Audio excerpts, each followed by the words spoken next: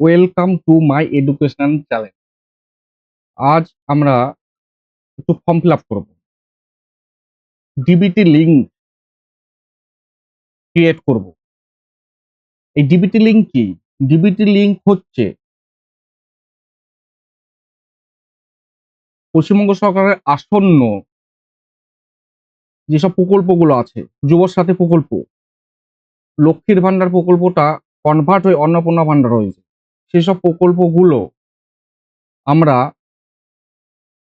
Apply আগে করা হয়েছে, সেগুলো কনভার্ট হয়ে লক্ষ্মীর ভান্ডারটা অন্নপূর্ণা ভান্ডার হবে। তারপর পেনশন যোজনা আছে, সেই সব প্রকল্পগুলো টাকা পাওয়ার জন্য আমাদেরকে ডিবিটি লিঙ্ক করতে হবে। আর ডিবিটি লিঙ্ক হচ্ছে আমাদের ব্যাংক অ্যাকাউন্টের সাথে কোন আধার কার্ডটা যুক্ত হয়ে আছে। আর যেই অ্যাকাউন্টটা আমরা আমাদের অন্নপূর্ণা ভান্ডার বা যুব শক্তি ভান্ডারে দেওয়া হয়েছে, সেই অ্যাকাউন্ট নাম্বারের সাথে ডিবিটি লিঙ্কটা যদি না হওয়া থাকে, তাহলে এই টাকাগুলো ঢুকবে না। তার জন্য কি করতে হবে? আমাদেরকে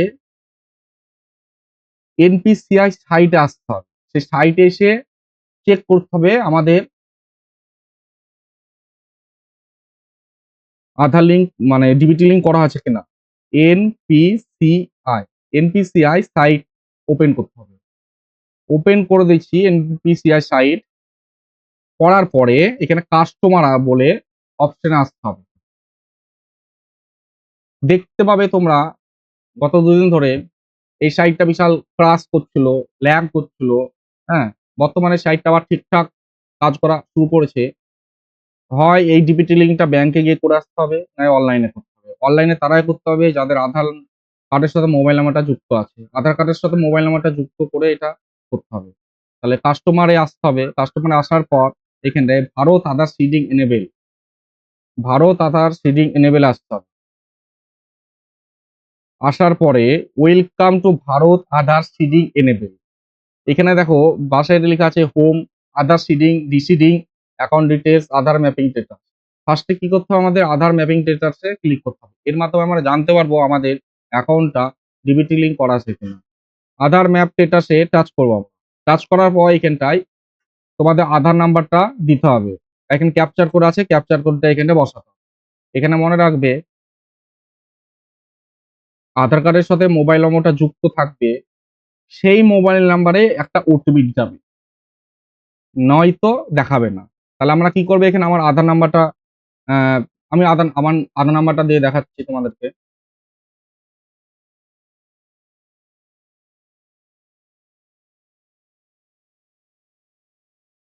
আপনারা দেখতে পাচ্ছেন এখানে চেক স্ট্যাটাস। এই চেক স্ট্যাটাসে আমরা আমার আধার নাম্বারটা দিয়ে দিয়েছি এবং এখানে মোবাইল নাম্বারের লাস্টে 4 সংখ্যা দিয়েছে। এখানে আমার একটা মোবাইল নাম্বার ওটিপি আসবে, আধার কার্ডের সাথে যুক্ত আছে, সেই মোবাইল নাম্বার একটা ওটিপি আসবে। ওটিপিটা আমরা এখানটায় ফিল করব। ওটিপিটা আমরা ফিল করব।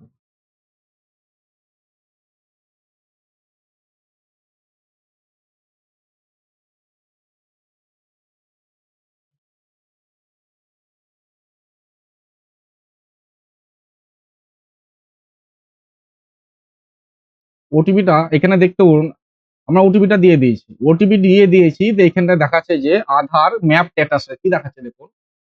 আধার নাম্বার, আপনার যে আধার নাম্বার আছে লাস্ট থেকে 4 অক্ষর দেখাবে। এখানে enable for DBT mapping status, এইটা ভালো করে লক্ষ্য করবেন। ইনেবল ফর ডিবিটি যদি আপনার এখানে লেখা থাকে, তাহলে জানবেন আপনার আধার কার্ডের সাথে ব্যাংক অ্যাকাউন্টের ডিবিটি লিঙ্ক করা আছে। আর ডিবিটি লিঙ্ক কোন ব্যাংকে করা আছে এখানে তার নিচে দিয়ে দিবে। আমার করা আছে স্টেট ব্যাংক অফ ইন্ডিয়া। অনেকের তো একের অধিক ব্যাংক আছে, কিন্তু আপনাদের এখানে লক্ষ্য করবেন আপনার যেই ব্যাংকে লক্ষ্মীর ভান্ডার আগে ঢুকতো, বর্তমানে অন্নপূর্ণা ভান্ডার ঢুকবে, সেই ব্যাংকে যেন ডিবিটি লিঙ্ক করা থাকে, নয়তো আপনি সেই টাকাটা পাবেন না।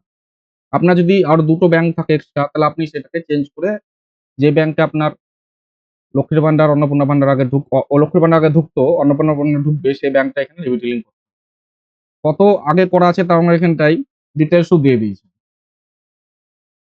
হ্যাঁ, আপনি এইখানটা ইনেবল ফর ডিবিটি লেখা থাকলে বুঝতে পারবেন আপনার করা আছে, কোনো ব্যাপার না। আর কোনো কিছু করতে হবে না। তার জন্য আপনি কি করবেন? এবার যাদের করা হয়নি এখন, এখানে যাদের ইমেল দেখাবে না তাদের কি করবেন? তাদের জন্য আপনারা করবেন যে হোমের নিচে বা সাইডে দেখবেন আধার সিডিং, এই অপশনে গিয়ে ক্লিক করবেন। ক্লিক করবেন। ক্লিক করা হয়ে গেলে এখানটায় রিকোয়েস্ট ফর আধার সিডিং, ডিসিডিং। ডিসিডিং মানে আপনার ব্যাংকের ডিবিটি লিঙ্কটা একেবারে বন্ধ করে দেওয়া। কারণ এখানে আমরা করব, বন্ধ করব না, সিডিং করব। তার জন্য এখানটায় ইন্টার এ আধার, আধার নাম্বারটা আপনি কি করবেন?